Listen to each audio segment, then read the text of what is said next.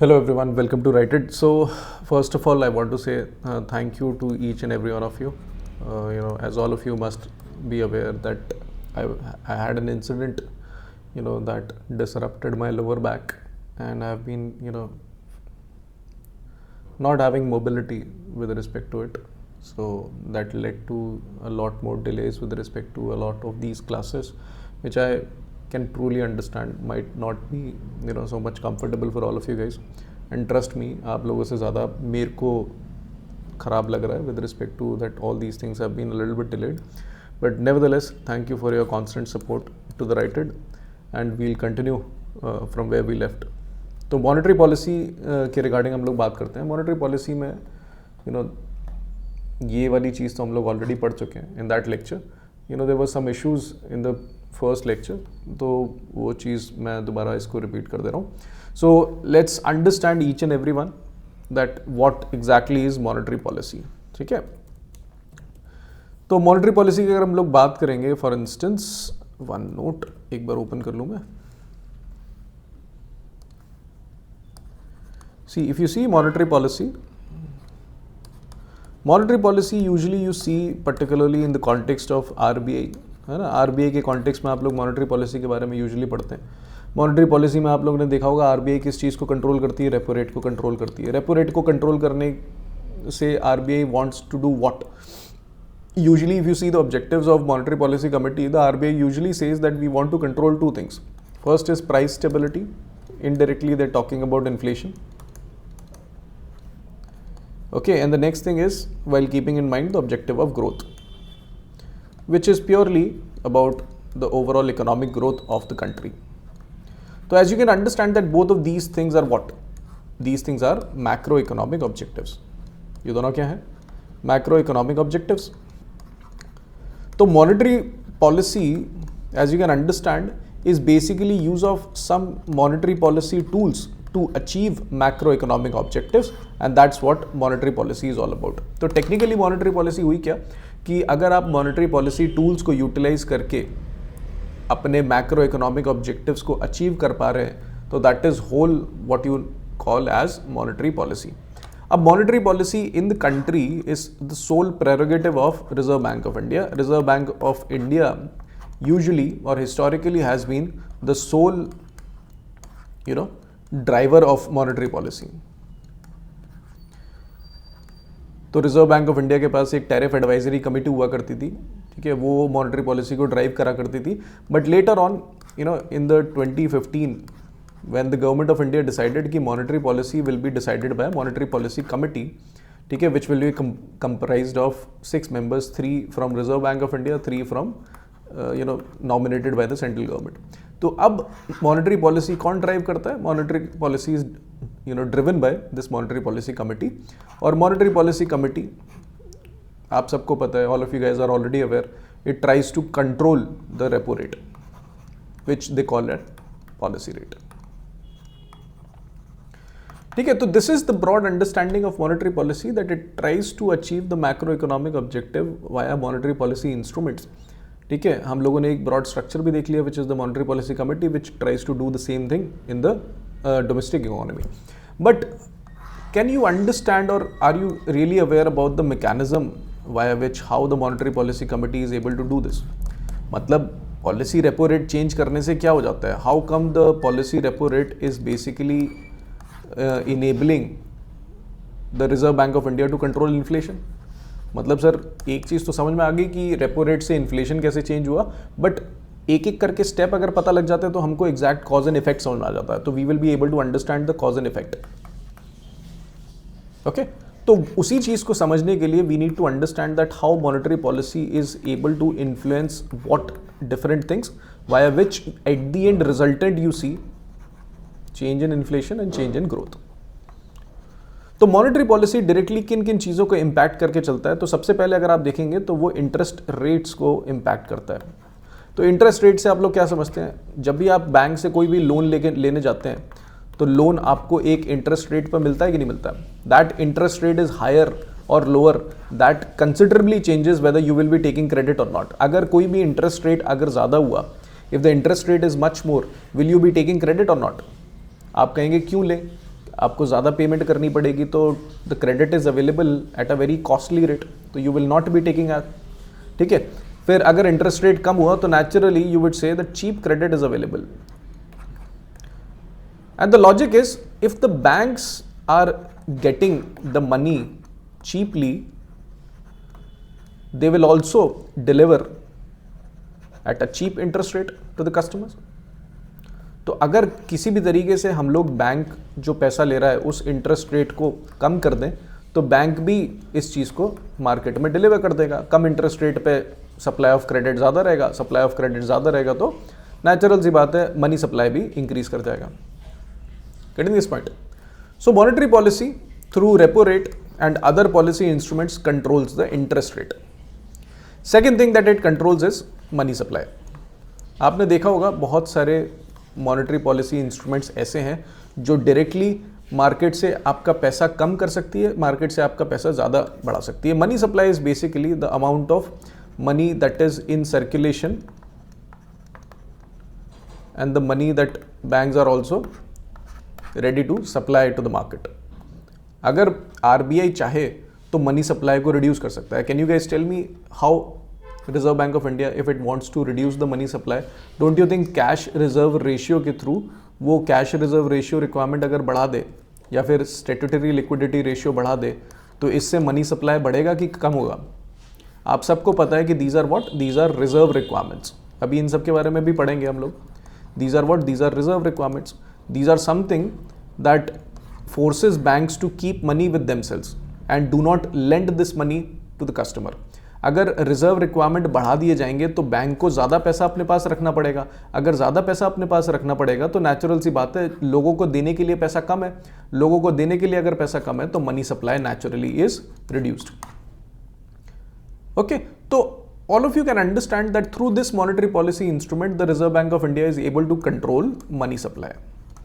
Through instrument like repo rate, the Reserve Bank of India is able to control interest rate.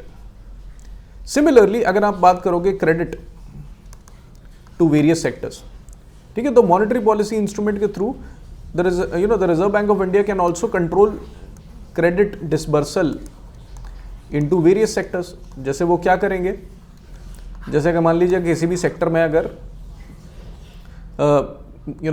Credit बढ़ाना है तो Reserve Bank of India क्या करेगी, margin requirements को कम कर देगी। They will reduce margin requirements. Margin requirement हो गया कि कोलैटरल चाहिए तभी पैसा मिलेगा, है ना। They will also be increasing its weightage in priority sector lending. Priority sector lending में इनकी वेटेज बढ़ा देगी। तो मल्टीपल वेज के थ्रू क्रेडिट का डिसबर्सल, क्रेडिट का movement in these multiple priority sectors और in various sectors in which RBI wants to control, that also Reserve Bank of India can easily control through various monetary policy instruments. तो अभी आप लोग समझ पा रहे हैं कि किस तरीके से मॉनेटरी पॉलिसी ने अलग अलग मॉनेटरी पॉलिसी इंस्ट्रूमेंट्स के थ्रू इन 3 क्रिटिकल मेजर्स को इन्फ्लुएंस किया। इसके बेसिस पर जो मार्केट में लिक्विडिटी है वो कम बढ़ हो गई, है ना, या तो बढ़ गई या कम हो गई। तो अगर जैसे मान लीजिए इन्फ्लेशन की कंडीशन बहुत ज़्यादा हो रखी है तो नेचुरल सी बात है रिजर्व बैंक ऑफ इंडिया क्या करेगा, मार्केट में से लिक्विडिटी हटाने की कोशिश करेगा। तो मार्केट से लिक्विडिटी हटाने की कोशिश करेगा तो इंटरेस्ट रेट को क्या करेगा, बढ़ाएगा या कम करेगा? नेचुरल सी बात है बढ़ाएगा। मनी सप्लाई को कम करेगा या रिड्यूस करेगा? नेचुरल सी बात है रिड्यूस करेगा, है ना। क्रेडिट को बढ़ाएगा या कम करेगा? नेचुरल सी बात है कम करेगा, तभी तो इन्फ्लेशन कंट्रोल होगा। So that is the whole objective of monetary policy. I hope all of you guys are able to understand this. किसी को कोई दिक्कत प्लीज आस्क। और मान लीजिए इनकेस अगर आपको ये लोग रिकॉर्डेड देख रहे हो आप लोग तो you can put your doubts in the comment section. ठीक है, चलिए नेक्स्ट थिंग। तो this is what I was telling you guys, the monetary policy refers to the use of monetary policy instruments by the central bank, which is the Reserve Bank of India, to influence key economic variables like interest rate, money supply, and availability of credit. These tools are utilized to achieve macroeconomic policy objectives like inflation control and growth. ठीक है, ये पूरा हम लोगों ने अच्छे से समझ लिया। और इंडिया में अगर आप आरबीआई के बेसिस पे देखेंगे, you will understand that Reserve Bank of India basically will provide you price stability, while ensuring adequate flow of credit to the productive sectors. ठीक है, अब प्रोडक्टिव सेक्टर्स की आप बात करो, जैसे स्टार्टअप्स हो गए, एमएसएमईज हो गए, रिन्यूएबल एनर्जी हो गए, एट्सेट्रा एट्सेट्रा. धीरे धीरे मॉनेटरी पॉलिसी के ऑब्जेक्टिव किस चीज़ पर चेंज हो गया? It got change into price stability, economic growth and financial stability. And after 2016, right now the monetary policy objective is to maintain price stability while keeping in mind the objective of growth. Simple. अभी आपको केवल इतना याद रखना है कि monetary policy का objective क्या है? To maintain price stability while keeping in mind the objective of economic growth in India. क्योंकि monetary policy is not only there to control inflation, monetary policy is also there to improve economic growth. So please ensure that this is also the very important part of the monetary policy in India. ठीक है, चलिए अब बात करते हैं monetary policy tools and instruments की. तो जैसे हम लोग यहाँ पर समझ रहे थे, जैसे all of you guys were able to understand that how multiple monetary policy tools were being utilised, चाहे आप रेपो रेट की बात करें, चाहे रिजर्व रिक्वायरमेंट की बात करें, या फिर क्रेडिट डिसबर्सल की बात करें. All of you guys were able to understand that there are multiple monetary policy instruments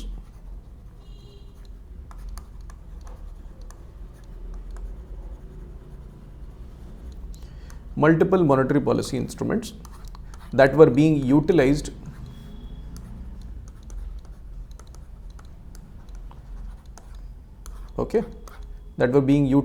for obviously same चीज़, मतलब वो तीन की इकोनॉमिक वेरिएबल्स को इन्फ्लुएंस करने के लिए interest rate, money supply or availability of credit, जिससे आप लोग अपने मैक्रो इकोनॉमिक ऑब्जेक्टिव्स को अचीव कर पाओ.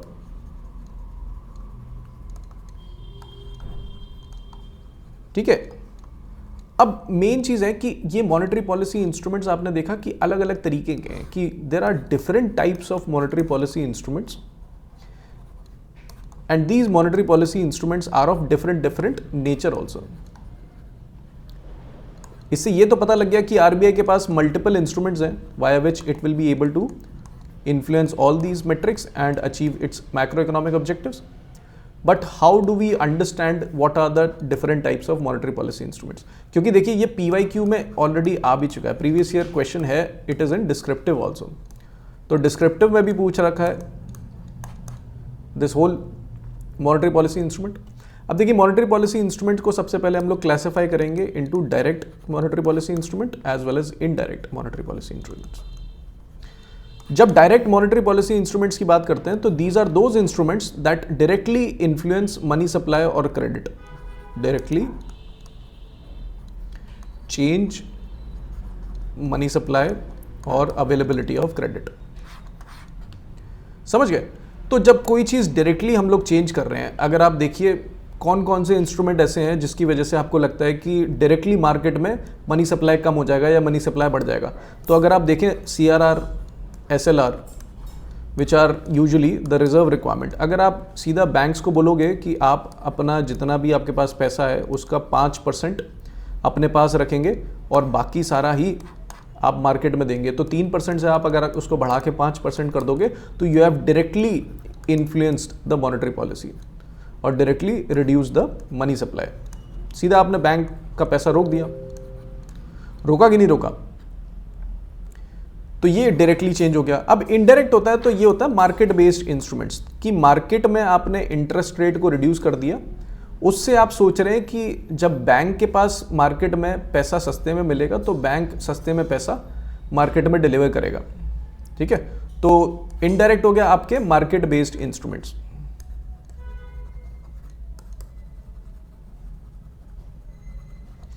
इनडायरेक्ट आपके क्या हो गए? Market based instruments. तो जैसे इसमें सबसे प्रोमिनेंट हो गया आपका रेपो रेट, सबसे प्रोमिनेंट इज रेपो रेट. तो रेपो रेट के केस में if you see, in case of repo rate, you will understand that repo rate is basically the rate at which the banks can borrow money from Reserve Bank of India. ये आपका repo rate है. अगर repo rate सस्ता है, मतलब repo rate का अगर interest rate कम है, if you have a low repo rate, then naturally bank is getting cheap credit.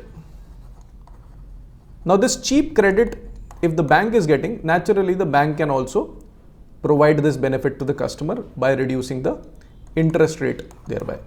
तो इसमें आपने नोटिस किया इसमें डायरेक्टली नहीं हुआ है, यहाँ पर बैंक की मर्जी है वो उसको प्रोवाइड करे ना करे, that is still dependent upon the bank. Okay, so here nothing happens directly, rather indirectly through market based instruments RBI is influencing this interest. तो that is what the fundamental difference between direct and indirect monetary policy instruments. ये चीज आप लोगों को clear हुई? Okay, that's the fundamental difference between direct and indirect monetary policy instruments. तो सबसे पहले हम लोग बात करेंगे डायरेक्ट इंस्ट्रूमेंट्स के बारे में। तो सबसे पहले cash reserve ratio. Cash reserve ratio is basically first of all is a reserve requirement. क्या है ये? कैश रिजर्व रेशियो,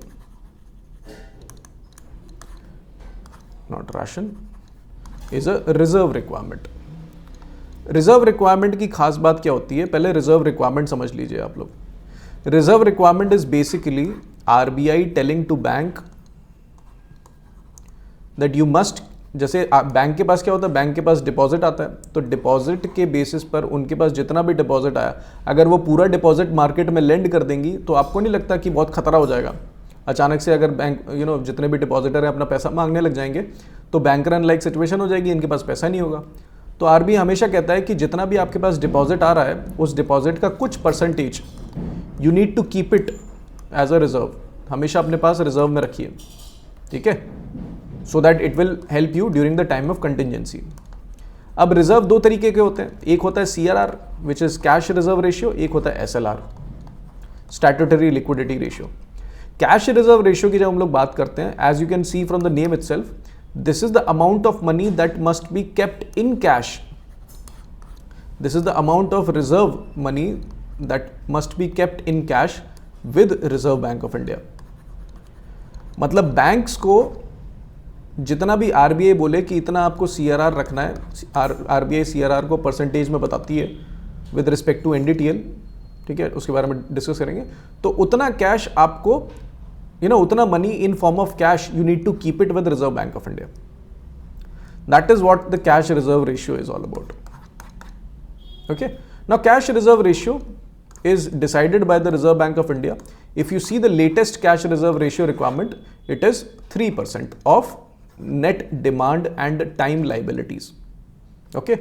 जिसमें demand liabilities हो गई और time liabilities हो गई।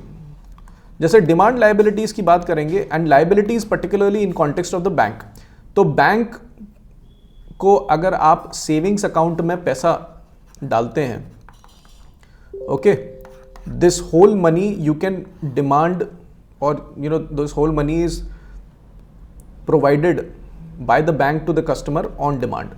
मतलब कस्टमर जब बोलेगा तब आपको पैसा देना पड़ेगा। तो these are what demand deposit, और these demand deposit are what for bank, bank के लिए तो ये डिमांड लाइबिलिटीज हो गई। टाइम लाइबिलिटीज होती है कि कुछ पैसा, कुछ डिपॉजिट जो कस्टमर ने किया जो बैंक को एक पर्टिकुलर टाइम पीरियड के बाद देना है, जैसे FD हो गई, RD हो गई, है ना, some big time period bond और सब टाइम पीरियड इंस्ट्रूमेंट। तो उसके बेसिस पर अगर बैंक ने पैसा उठाया हुआ है तो that is what you call time liabilities, ठीक है। तो इन सब का सम करके जितना भी बैंक के पास डिपॉजिट होता है उसका कुछ परसेंटेज RBI CRR बताता है, उतना परसेंटेज एक बैंक को कैश के फॉर्म में रिजर्व बैंक ऑफ इंडिया के पास रखना होता है, and that is what CRR is all about, that is what cash reserve requirement is all about, ठीक है। समझ आ गया आपको? तो कुछ फीचर्स हैं जो आपको हमेशा दिमाग में रखना पड़ेगा, that every bank shall maintain by way of cash a sum equivalent to such percentage, percentage कितना बता रखा है रिजर्व बैंक ऑफ इंडिया ने, 3%, ठीक है, with Reserve Bank of India. अब मेन चीज इसमें क्या है, that you need to understand this provision, maintenance of minimum CRR on daily basis, that every scheduled bank shall maintain minimum CRR of not less than 90% of the required CRR on all days during the reporting fortnight, in such a manner that average of CRR maintained daily shall not be less than the CRR prescribed by the Reserve Bank. मतलब आपको पता है कि इनकी reporting, CRR reporting daily भी होती है और यूजुअली जब पेनल्टी के लिए चेक करते हैं तो फोर्टनाइटली 2 वीक्स के बाद तक होती है, 14 डेज।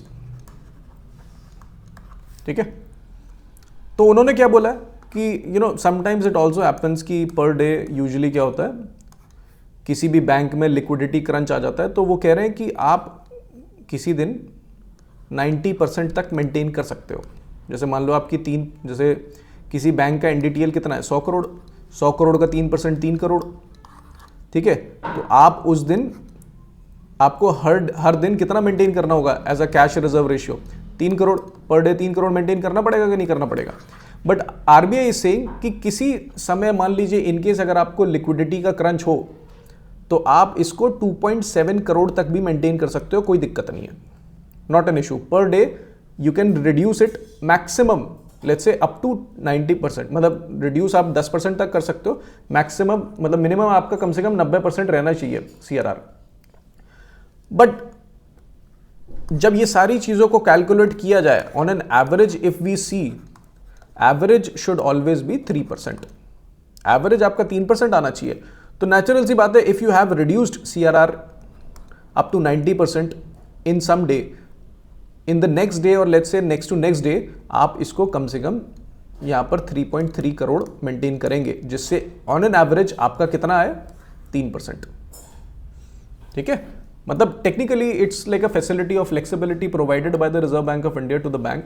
वो कह रहे हैं आपसे कि किसी एक पर्टिकुलर दिन में अगर आपके पास लिक्विडिटी क्रंच हो गया तो 3 करोड़ नहीं मेंटेन कर पा रहे हो तो कोई बात नहीं, 2.7 करोड़ मेंटेन कर लीजिए, कोई दिक्कत नहीं है। बट आपका एंड में एवरेज, जब फोर्टनाइटली एवरेज निकालेंगे तब आपका 3 करोड़ आना चाहिए। मतलब आज 2.7 करोड़ है तो आप कोशिश करिए अगले दिन 3.3 करोड़ हो जाइए, जिससे अगर आप दोनों को कैलकुलेट करके एवरेज निकालेंगे तो 3 करोड़ का एवरेज निकल आएगा। ठीक है, तो that is also the facility provided by the Reserve Bank of India. Next is statutory liquidity ratio. अब देखिए ये दूसरे तरीके का रेशियो है, but it is also a reserve requirement, statutory liquidity ratio. तो SLR की बात करेंगे तो SLR is also a reserve requirement, but इसमें क्या होता है, आपको कैश के फॉर्म में नहीं, आपको मल्टीपल वेज दे दिए RBI ने कि आप मल्टीपल वेज के थ्रू इसको रख सकते हो। कैश में भी रख सकते हो, गोल्ड में भी रख सकते हो, गवर्नमेंट सिक्योरिटीज़ में भी रख सकते हो, और भी अलग अलग कोई सिक्योरिटीज़ में अगर रखना होगा जो RBI स्पेसिफाई कर सकता है। और ये सारा अमाउंट आपको अपने पास रखना है।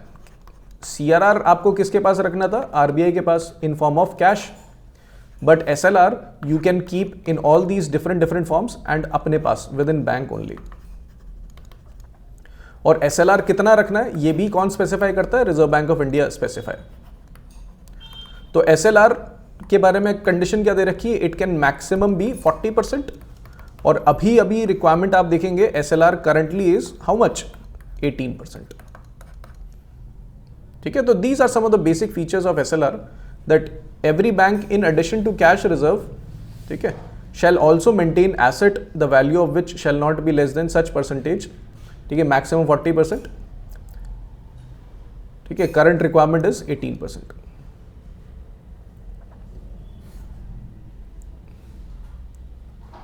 फिर नेक्स्ट इज, अब डायरेक्ट इंस्ट्रूमेंट की बात कर रहे हैं, फिर और भी डायरेक्ट इंस्ट्रूमेंट्स हमारे पास, जैसे मार्जिन रिक्वायरमेंट हो गया, दीज आर क्वालिटेटिव इंस्ट्रूमेंट्स।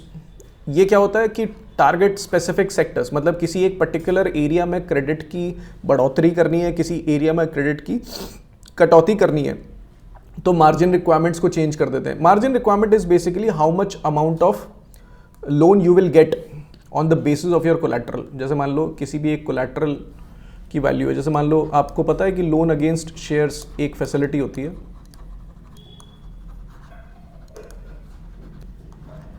एक फैसिलिटी होती है दैट यू बेसिकली गेट। तो शेयर्स की वैल्यू मान लीजिए मार्केट वैल्यू है 1 करोड़ रुपए की, अगर मार्जिन रिक्वायरमेंट इसमें 50% कर देंगे तो आपको इसका लोन, इस शेयर्स के अगेंस्ट में लोन केवल 50 लाख रुपए ही मिलेगा, 50% of the collateral value. But अगर मान लीजिए इस पर्टिकुलर सेक्टर में जहां पर भी आप ये सब दे रहे हो, इस पर्टिकुलर टाइप की क्रेडिट की अवेलेबिलिटी बढ़ानी है, तो Reserve Bank of India can control margin requirement. वो इसको 50% की जगह, ठीक है, कितना कर देगा, मान लीजिए 60% कर देगा, या फिर मान लीजिए 20% कर देगा। तो आप कितना मैक्सिमम लोन दे सकते हो, 80 लाख रुपए लोन दे सकते हो। ठीक है, दैट्स द होल आइडिया। फिर मॉरल सुएजन का मतलब होता है सेंट्रल बैंक अपनी स्पीच के थ्रू, जैसे आरबीआई गवर्नर अपने कॉन्फ्रेंसेस में अलग अलग अपनी बातों के थ्रू अगर बैंक्स को इन्फ्लुएंस कर सके कि इस तरीके की एक्टिविटी करिए, that is also known as moral suasion. मतलब यहां पे बातचीत की बात है, बातचीत से अगर काम चल जाए तो मामला बैठ जाए, ठीक है। Next is selective credit control, is basically directing credit to away from specific sector, more और less similar to margin requirement, but यहां पर मल्टीपल टूल्स यूज हो जाते हैं। मार्जिन रिक्वायरमेंट के साथ किसी एक पर्टिकुलर सेक्टर में सीलिंग लगा देंगे कि एक पर्टिकुलर बैंक रियल एस्टेट में इससे ज्यादा क्रेडिट नहीं कर सकता। तो you all must have heard about exposure norms, such kind of policies are also known as selective credit control, ठीक है। Last thing is credit rationing, limiting maximum credit available to certain sectors, same thing. Direct action कि कोई भी अगर bank किसी एक particular sector में RBI की गाइडलाइंस को फुलफिल नहीं कर रहा है तो RBI can take action, direct action against that bank, penalty लगा देते हैं। आप सबको पता है कि बहुत सारी बैंक्स के अगेंस्ट में पेनल्टी लगा दी, ज़्यादा अगर बार बार करेंगे तो उनका बैंकिंग लाइसेंस रिवोक कर दिया जाता है, but these are taken at the very last. Lastly publicity and persuasion, वही public statement, similar to moral suasion. तो these are all direct monetary policy instruments that you guys must be aware about. अब बात करते हैं indirect instruments के बारे में। तो सबसे पहले indirect instrument which is the most common one is liquidity adjustment facility, ठीक है।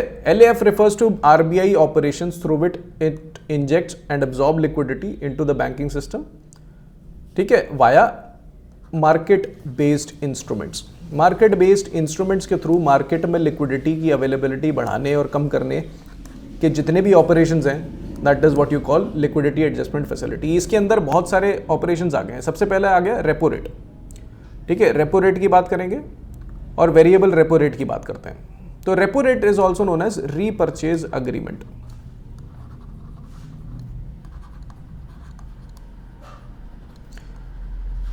ठीक है। तो repo repurchase agreements are basically banks can borrow money from Reserve Bank of India, ठीक है, एट रेपो रेट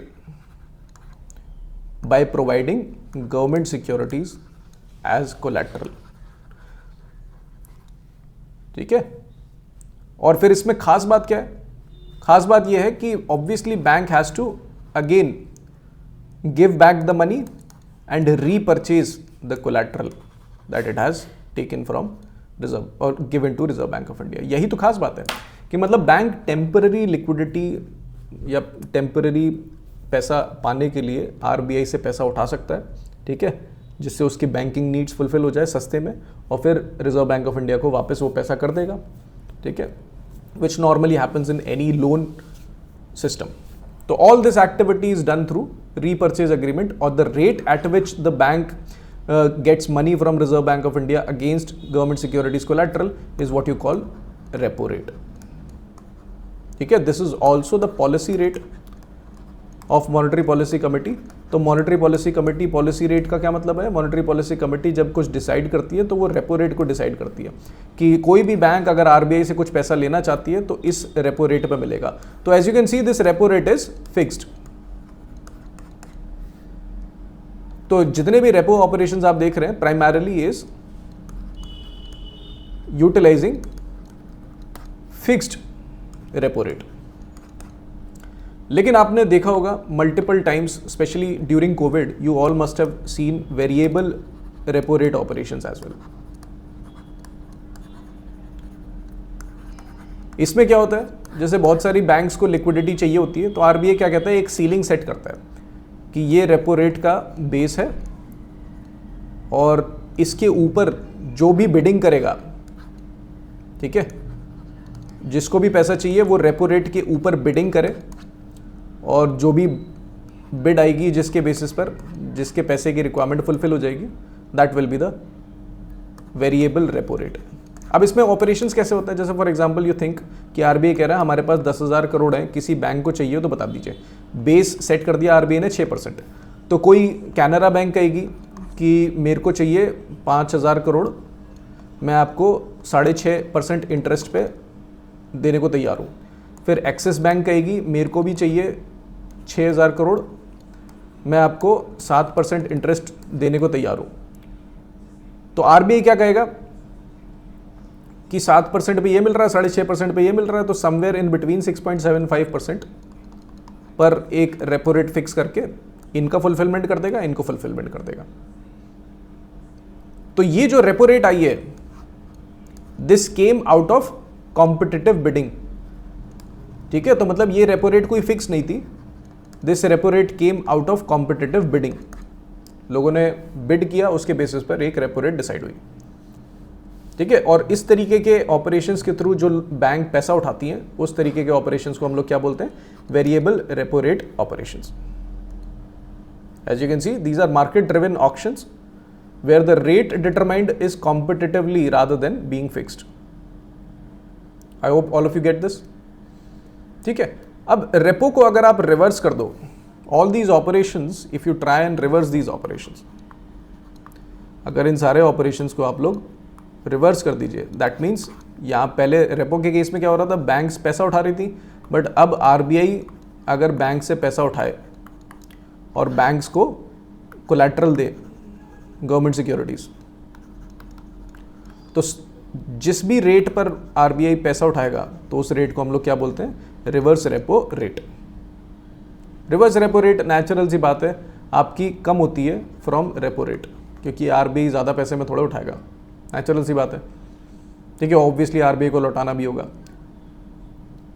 तो ये रिवर्स रेपो रेट हो गया। अब ये रिवर्स रेपो रेट नेचुरल सी बात है फिक्स्ड है, अगर इसी फिक्स्ड को आप कंपेटिटिव बिडिंग से, जैसे अभी हम लोगों ने देखा था, कंपेटिटिव बिडिंग से आप इस रिवर्स रेपो रेट को चेंज कर दो, ठीक है, तो उस रिवर्स रेपो रेट को आप लोग क्या बोलोगे, variable reverse repo operations.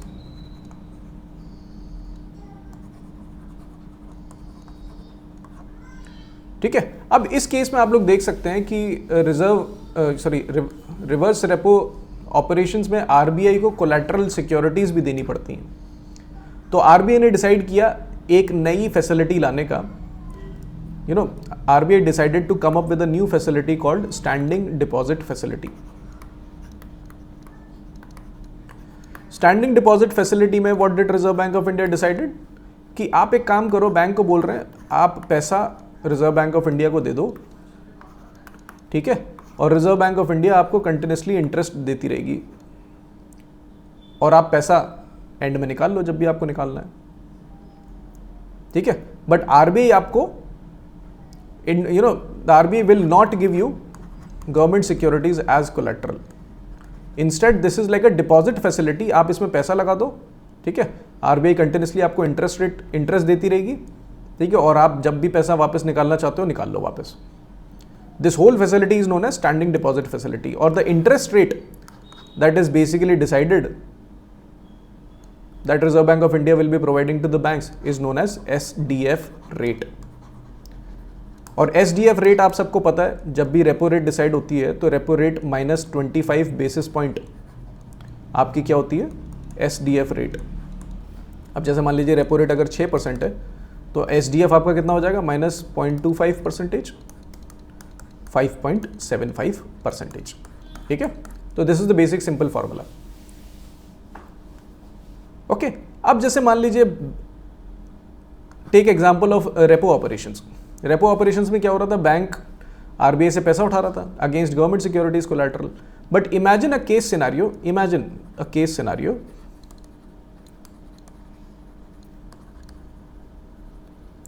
where the bank which does not have any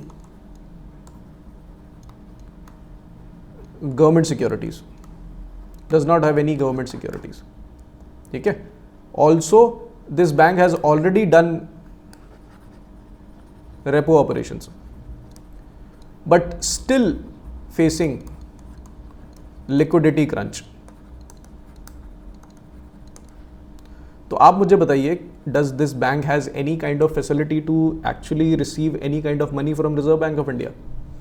तो Reserve Bank of India says please do not worry, हमारे पास आपके लिए पूरी व्यवस्था है, ठीक है। आरबीआई ने बोला देखो, जब आपके पास कोई सरकार गवर्नमेंट सिक्योरिटीज़ नहीं है, आप ऑलरेडी रेपो कर चुके हो, तो उसके बाद अगर आपको पैसा चाहिए तो आपके लिए मार्जिनल स्टैंडिंग फैसिलिटी करके हमारे पास एक सुविधा है।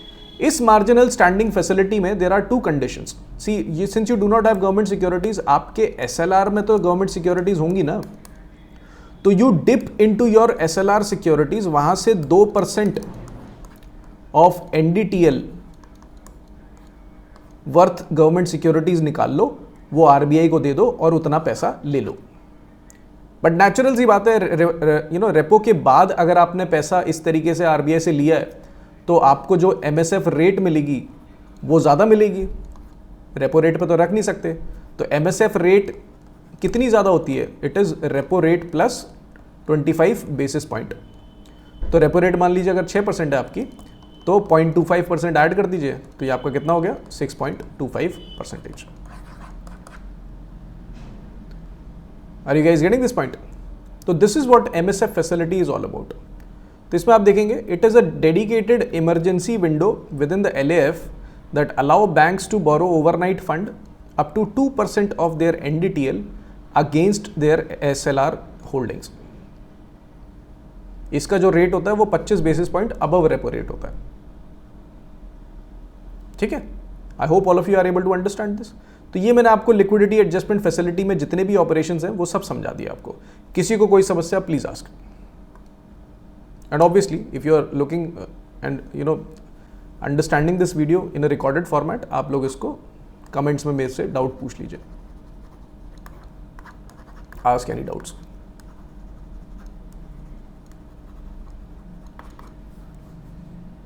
ओके, चलिए नेक्स्ट थिंग, अगर हम लोग बात करें अगली चीज which is open market operations.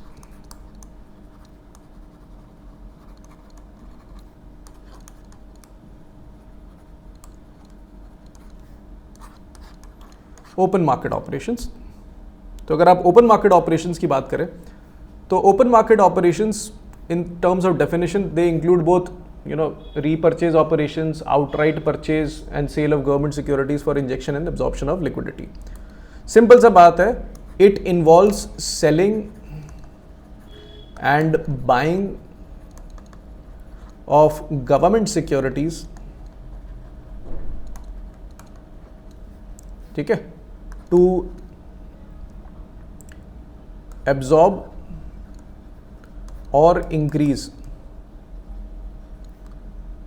money supply or liquidity in the economy.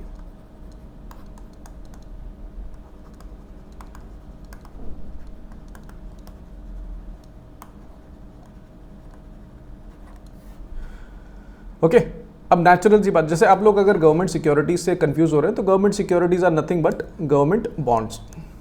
Government bonds क्या होते हैं? एक तरीके से एक इंस्ट्रूमेंट है, फाइनेंशियल इंस्ट्रूमेंट है, जिससे सरकार उस इंस्ट्रूमेंट को इशू करती है, ठीक है। आप उस इंस्ट्रूमेंट को खरीदते हो तो वो पैसा सरकार के पास चला जाता है और सरकार आपको कंटिन्यूसली इंटरेस्ट पेमेंट करती रहती है ना, और एंड में कैपिटल जितना आपने पैसा इनिशियली दिया था वो आपको वापस कर देती है। एक तरीके से लोन हो गया, ठीक है, बट वो मार्केट इंस्ट्रूमेंट है तो इसलिए उसको आप क्या बोलते हो? बॉन्ड बोलते हो। तो अगर आरबीआई इस तरीके के बॉन्ड्स को मार्केट में बेचे और खरीदे, उससे मार्केट में लिक्विडिटी कंट्रोल करती है, that is what we call open market operations. अब लेट्स अंडरस्टैंड कि how selling and buying of these government securities change the liquidity in the overall economy. तो कोई भी बॉन्ड है, मान लीजिए अगर वो बॉन्ड मार्केट में आरबीआई खरीदती है, ठीक है, अगर बॉन्ड खरीदती है तो ये बॉन्ड किसी ना किसी बैंक के पास होगा। आरबीआई अगर वो बॉन्ड खरीद रही है आपसे तो आरबीआई आपको क्या देगी? पैसा देगी। अगर आरबीआई अपने बैलेंस शीट में से निकाल के तुमको पैसा देगी, ठीक है, तो now bank has more money. If bank has more money तो bank can send this money in the overall market. तो टेक्निकली बॉन्ड खरीदने से, by buying bond, money supply in the overall economy increased. Similarly इसका उल्टा कर दो आप लोग, आरबीआई के पास अगर बॉन्ड्स हैं, चलो दूसरे उसमें बनाता हूं, रुको।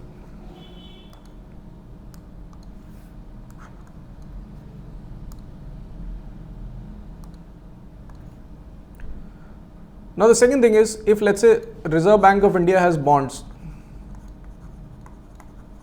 if it wants to sell these bonds to banks, तो बैंक अगर बॉन्ड खरीदेगी तो बैंक अपने अकाउंट में से पैसा निकाल के किसको देगी? आरबीआई को देगी। तो this money is reduced, so technically overall money supply in the market is reduced. ठीक है, तो सिंपल सा लॉजिक भी आप लोग याद कर सकते हैं। If RBI buy bonds, money supply is reduced, नहीं sorry increased।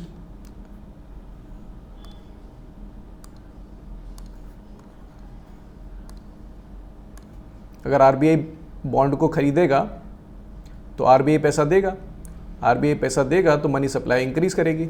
If RBI will sell the bonds, it will absorb the money, तो money supply will be reduced. तो these fundamental reasons you guys can remember. ठीक है, these are what you call open market operations.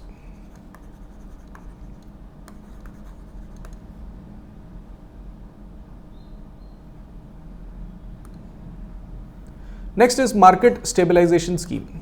अब देखिए, market stabilization scheme came in 2004। Now you must be, और market stabilization scheme में भी होता क्या है? वो भी वही सेम चीज होती है। See surplus liquidity of a more enduring nature arising from large capital flows is absorbed through sale of short dated government securities and treasury bills। ठीक है, जैसे फॉर एग्जांपल आरबीआई सेल करती है तो मार्केट में मनी सप्लाई कम होती है कि नहीं होती? तो वो कह रहे हैं कि जब सेम काम हो रहा है तो ओपन मार्केट ऑपरेशन इसको क्यों नहीं बोल देते हैं? See market stabilization scheme came because the objective here was to control excess money supply caused because of foreign capital inflow।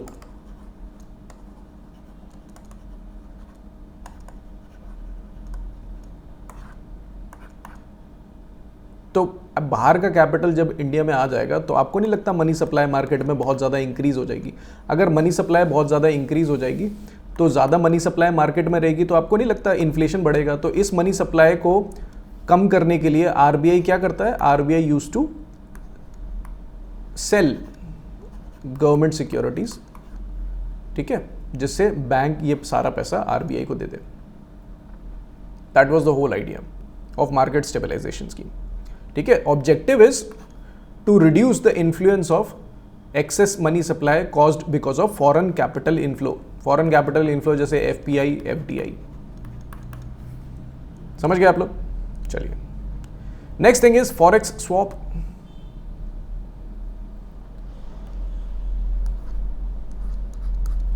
Forex swap is basically an instrument used by reserve Bank of India. जैसे bank को अगर पैसा चाहिए, bank needs money, तो bank के पास जितने भी dollar होते हैं, आरबीआई क्या कहता है?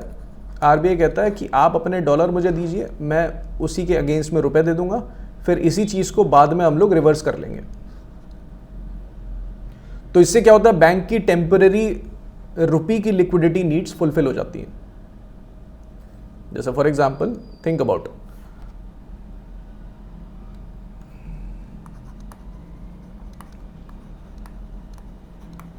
अगर हम लोग फॉरेक्स स्वैप की बात करें, जैसे किसी भी बैंक के पास आपको पता है रुपए भी होता है, डॉलर भी होता है। आरबीआई के पास भी आपको पता है रुपीस भी हैं, डॉलर्स भी हैं। Let's say if this bank says I am in liquidity crunch in terms of rupees, तो RBI says do not worry, give me your dollars, I will be giving you rupees। तो RBI bank enter into an agreement that by swapping dollar with RBI to get rupees, and after some time this whole thing will be reversed। This bank, whenever it will get more money, bank will give back the rupees and will take back the dollars। ठीक है, simple सा arrangement है कि उस समय जो भी चीज़ आपको चाहिए थी वो आपने आरबीआई से किसी दूसरी करेंसी के एक्सचेंज में ले ली। ओके, तो that is the benefit of and the beauty of forex swap. Last thing is bank rate. देखिए पहले बैंक रेट हुआ करती थी जो यूजुअली पॉलिसी इंस्ट्रूमेंट की तरह यूज करते थे to control liquidity in the overall economy, but अब बैंक रेट थोड़े से चुनिंदा कामों के लिए बची हुई है। सबसे पहले rediscount bill of exchange, it is also acting as a penal rate charged on bank for shortfall. ठीक है, और ये ना बैंक रेट आपका जो भी रहता है it is similar to MSF rate. MSF rate कितना है? Repo rate plus 0.25%। अब जैसे first thing is rediscounting bill of exchange. Bank rate is utilize for rediscounting bill of exchange. अब बिल ऑफ एक्सचेंज के बारे में अगर आप लोग बात करेंगे, जैसे आपको पता है कि कोई भी एक एमएसएमई होता है, उसके पास एक बिल है, तो अब वो पेमेंट लेट आनी है, तो वो बैंक के पास जाता है इसको डिस्काउंट कराने के लिए। बट अगर मान लीजिए बैंक के पास बहुत सारे ऐसे बिल आ चुके हैं, तो उसके पास भी लिक्विडिटी क्रंच है, तो इन सारे बिल्स को फर्दर डिस्काउंट कराना चाहती है, तो वो आरबीआई से डिस्काउंट करा सकती है। इस डिस्काउंट का आरबीआई कितना पैसा लेता है? बैंक रेट % काट के पैसा आपको दे देता है। सो रीडिस्काउंटिंग बिल ऑफ एक्सचेंज के लिए बैंक रेट यूज होती है। और अगर मान लीजिए किसी भी बैंक पर कोई भी पेनल्टी लगानी है, जैसे मान लीजिए सीआरआर उन्होंने फुलफिल नहीं किया, तो जितने भी दिन फुलफिल नहीं किया तो उनको इंटरेस्ट रेट देना पड़ता है। इंटरेस्ट रेट कितना देना पड़ता है? बैंक रेट उसमें यूज हो जाता है। जैसे सीआरआर और एसएलआर रिक्वायरमेंट में आपने देखा होगा, bank rate split 2%, 3%, etcetera etcetera, इस तरीके से। तो पेनल्टी लगाने में bank rate is now being utilised. तो बैंक रेट का आपको यही याद करके रखना है that it is being utilised for what, और इसकी जो वैल्यू होती है वो एमएसएफ रेट के बराबर होती है। ठीक है, तो these are some multiple different types of monetary policy instruments जो हम लोगों ने डिस्कस किए। ठीक है, बाकी मॉनेटरी पॉलिसी फ्रेमवर्क तो आप लोगों ने लेक्चर में पढ़ी रखा है। अगेन आई होप आप लोग को सारी चीज़ें समझ में आई होगी। And again thank you guys for supporting me at this juncture. ठीक है, थैंक यू।